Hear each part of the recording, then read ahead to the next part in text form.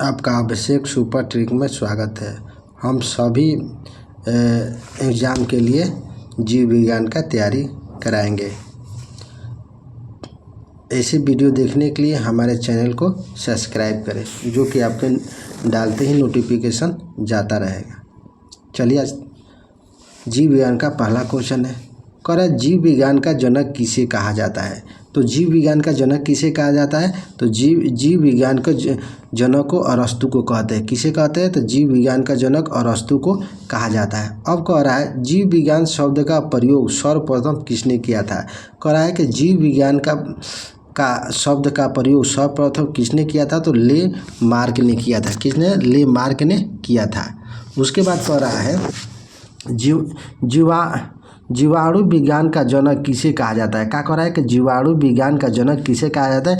Robert Koch को कहा जाता है। क्या कह रहा है कि रॉबर्ट कोच को जीवाणु विज्ञान का जनक कहा जाता है। और कह रहा है कोशिका विज्ञान का जनक किसे कहा जाता है। क्या कह रहा है कि कोशिका विज्ञान का जनक किसे कहा जाता है? रॉबर्ट हुक को कहा जाता है। कोशिका विज्ञान का जनक किसे कहा जाता है? तो रॉबर्ट हुक को कहा जाता है।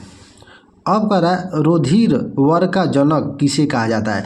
कह रहा है कि रुधिर वर्ग का जनक किसे कहा जाता है? कार्ल लैंडस्टेनर को कहा जाता है। किसे कहा जाता है? कार्ल लैंडस्टेनर को कहा जाता है।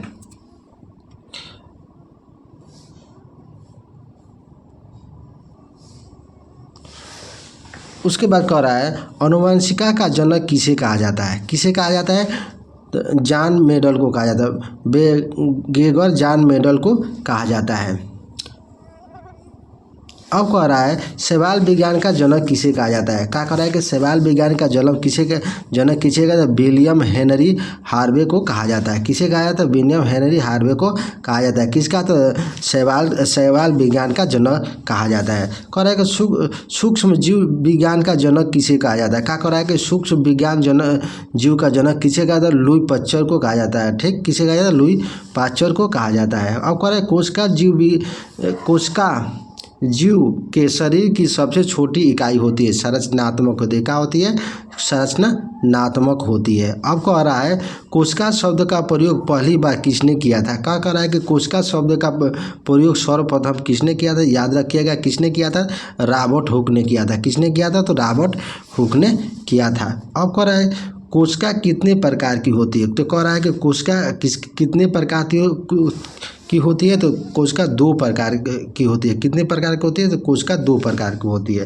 कह रहा है कि मनुष्य के जीवन काल में कितने दांत 2 बार विकसित होते थे। याद रखिएगा, हमारे कितने दांत 2 बार विकसित? 20 दांत का होते हैं 2 बार विकसित होते हैं। मनुष्य के जीवन काल में कितने दांत 2 बार उगते हैं? तो 20 दांत का होते हैं 2 बार उगते हैं।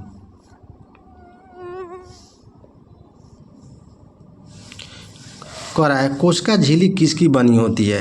तो आपको याद होना चाहिए कि कोशिका झिल्ली किसकी बनी होती है। तो कोशिका झिल्ली प्रोटीन की बनी होती है। अब कह रहा है कोशिका झिल्ली की रक्षा करता है। कौन करता है जो कोशिका झिल्ली की रक्षा?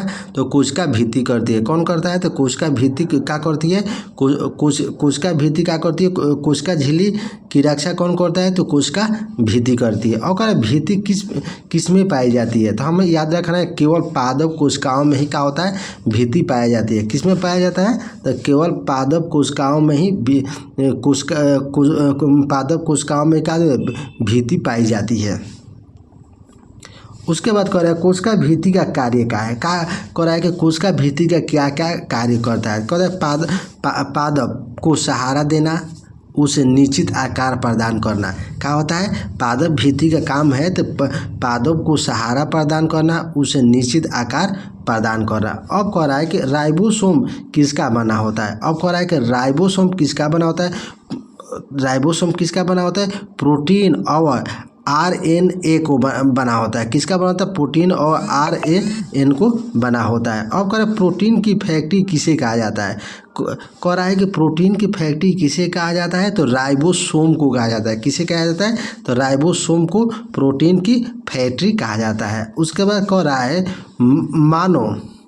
कह रहा है कि राइबोसोम कह रहा है कि मानव शरीर में पाचन का अधिकांश भाग किस भाग में संपन्न होता है। कह रहा है कि मानव शरीर में पाचन का अधिकांश भाग किस अंग में संपन्न होता है जी। तो छोटी आंत में होता है। किस में होता है? तो छोटी आंत में क्या होता है? संपन्न होता है। उसके बाद कह रहा है मानव शरीर में पानी का संग्रह कहाँ पर होता है? याद रखिएगा कि मानव शरीर में पानी का जो संग्रहण होता है कहाँ पर होता है? तो बड़ी आंत में होता है। कहाँ पर होता है?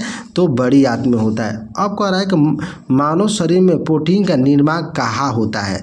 कह रहा है कि मानव शरीर में प्रोटीन का कहाँ पर निर्माण होता है? कि छोटी आंत में होता है। कहाँ पर होता है? तो छोटी आंत में होता है। ऐसे वीडियो देखने के लिए हमारे चैनल को सब्सक्राइब करें।